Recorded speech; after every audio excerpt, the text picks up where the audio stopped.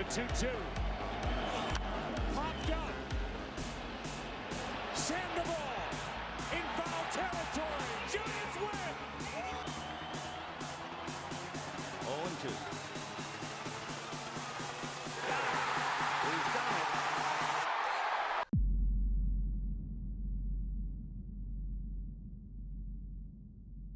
All right, and welcome, guys, to the opening week. Finally. It's not opening day, but it's been a week. It doesn't matter. It's baseball. Baseball's back. Guys, this is going to be our first, weekly show. I mean, we're going to cover the first week of baseball, what's happened, do a quick little recap, any big stories, injuries, that kind of stuff. We're going to be doing that every single week from now on. Yeah, and we're excited. We're excited. Very This should excited. be Hope fun. you're excited too. So right now, we're going to jump into recap. So let's see what has gone down in the last week. All right, let's get it started. We'll check out what's going on in the American League. So we'll start with the East. Baltimore is starting out strong, going 5-0. Boston 3-2. Yanks are 3-2. Blue Jays surprisingly starting out on a losing record, 3-4, and Tampa Bay is 2-4. Let's move on to the AL Central. Royals 4-1. Detroit 3-1. White Sox are 4-2. Cleveland is 2-2, and the Twins starting it out rough, 0-6. And over on the west side, we got the Oakland A's in first place so far, starting at 4-3. Rangers at 3-4. The Astros are 2-4. The Angels are also 2-4, and the Mariners again 2-4. All right, as far as the NL, we'll start off with the East, and we'll go Washington start off at the top 3-1. The New York Mets 2-3, Philadelphia 2-4, Miami 1-3, and Atlanta starting off real rough 0-5.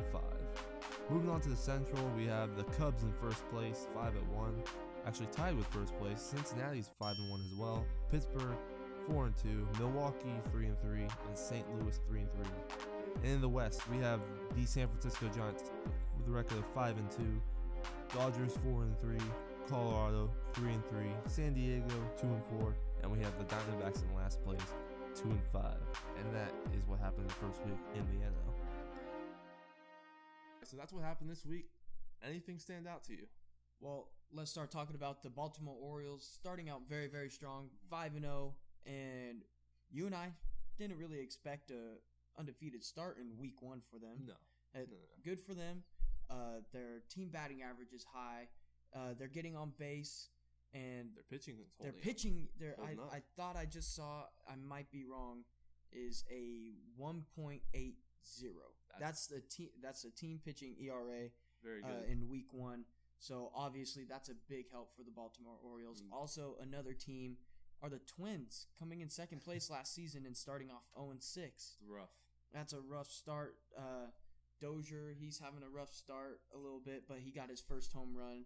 He got that out of the way. Yeah. And I'm happy with it. I put him last in my predictions. So I think I put him in third. I put him in third place. So we're doing all right there. Oh, you're doing all right. But another team that stands out are the Angels, only scoring 12 runs in week 1. I mean, that's so weak. You're not going to win many ball games scoring 12 runs a week. That's rough. Yeah. I mean, they won Sunday 3-1, but yeah, 3 runs a game's not going to win you games all the time. Not at all. What about you? What team stands out to you? I got Oakland. I mean, they starting off the season 4-3. Nobody expected much. Their bullpen ERA, I want to say, was a 1.38. Yeah. This whole week, and that's fantastic for them because their bullpen struggled so much last year. Sonny Gray also, he wasn't the number 1 starter like he was scheduled to be. He didn't start on opening day. He had food poisoning. I was so mad about that. Yeah, you were at that game. I was at the opening day wanting to see Sonny Gray pitch versus Chris Sale, and it just didn't work out. But when he did pitch, he goes 7 innings strong. Did he give up a run? He gave up 1. Yeah, he gave up 1. A's ended up winning 2-1 that game. Yeah, but still strong. Yeah. Strong. That's a very very good start for Sonny Gray of the 2016 season. Yeah. Oakland they keep on going. Yeah, I mean, still early though. We just gotta remember, it's still early in the season. If your team's not doing that well, just remember it's just week 1. Yeah. But how about your Dodgers? Doing well. Lost the series to the Giants, but of course. But started out great. I mean, Yeah. So swept the Padres, but that wasn't the big story. The big story is they didn't give up a single freaking run. Yeah. the whole Very series. impressive. It Very was impressive. It was insane. So I mean, they had a 32 inning scoreless inning streak start the season. That was Yep. second in MLB history behind the 1963 Cardinals, which then the Giants ended up breaking that up. And look what the Padres did their next 2 games. They got a combined 29 runs. They must have been a little mad about that. Oh, a little frustrated. little Matt bit. Kemp comes out swinging, hitting bombs. Yeah. But Doing well.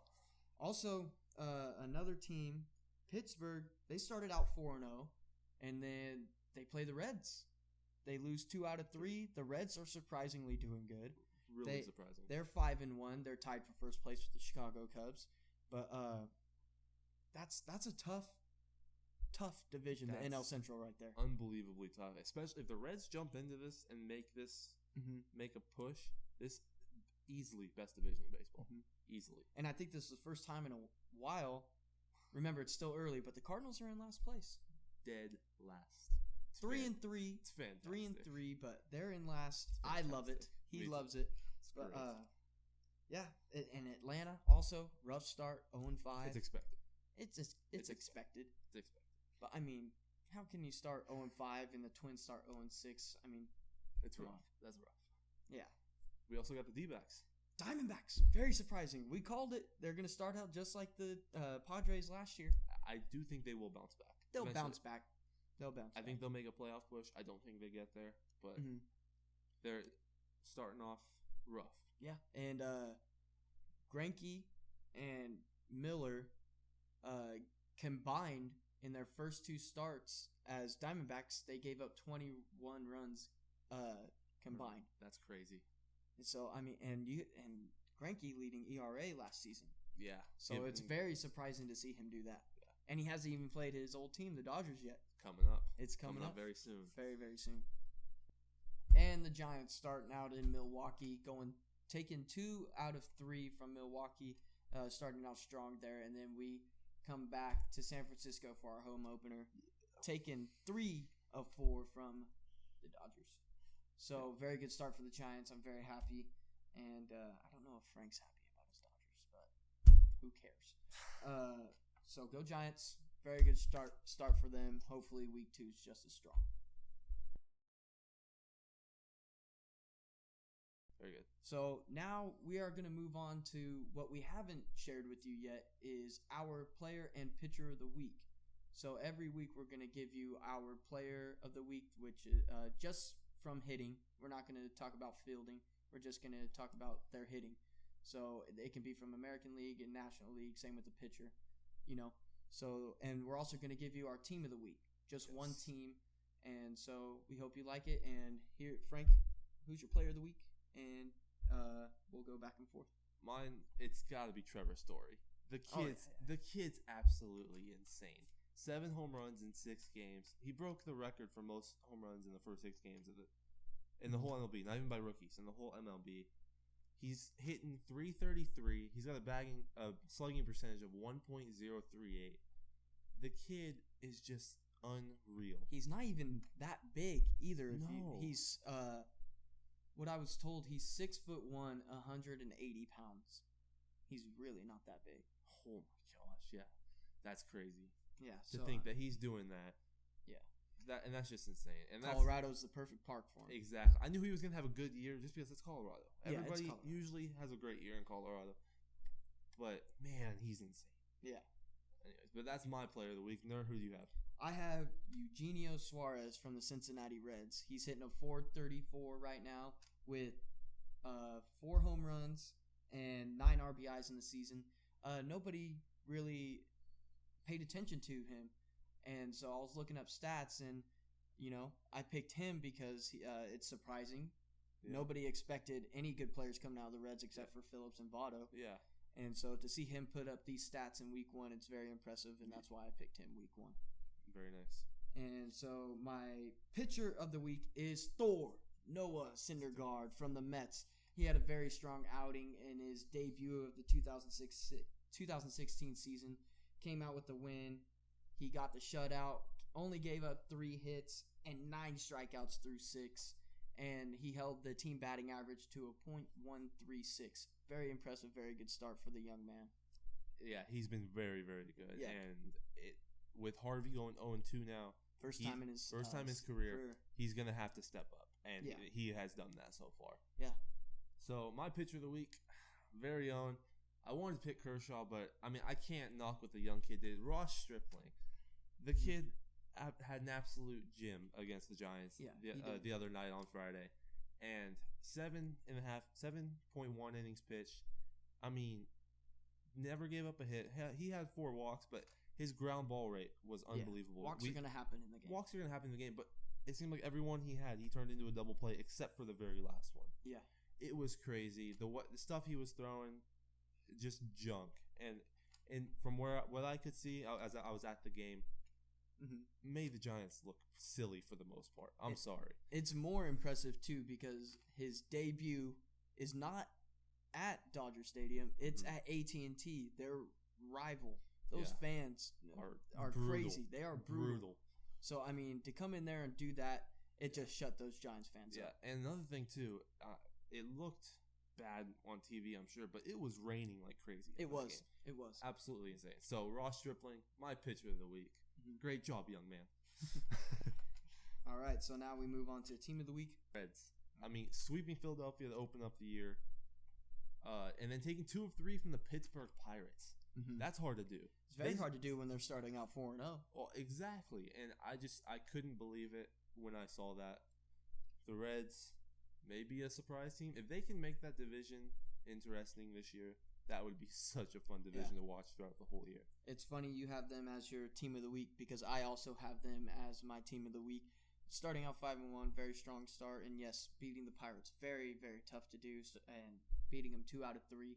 But they had a walk-off on Sunday, Jay Bruce down the first base line, and Phillips scoring from first. So, Speedy Phillips, got to look out for him.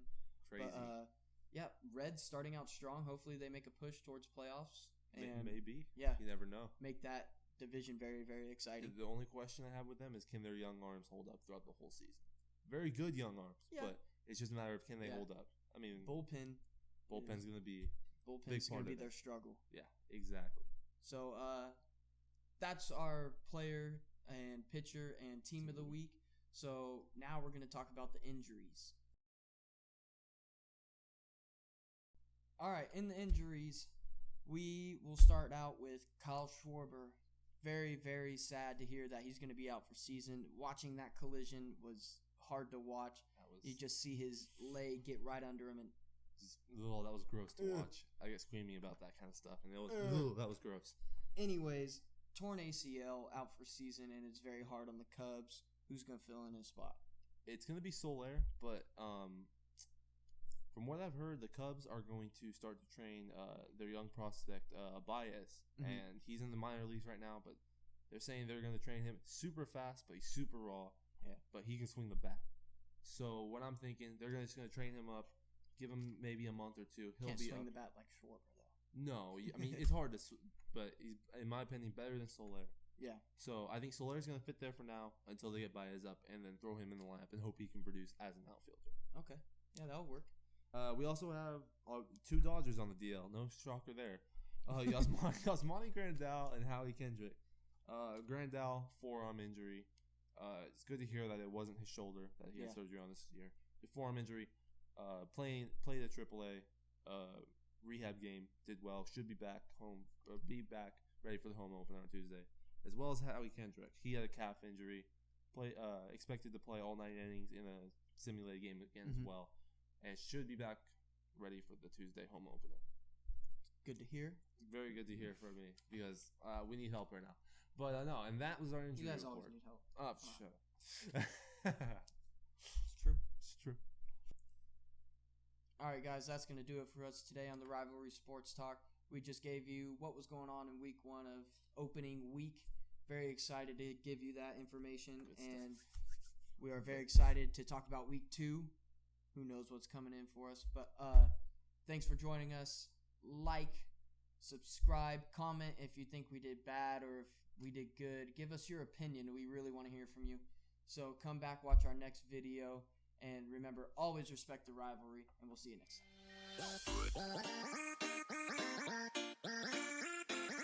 time.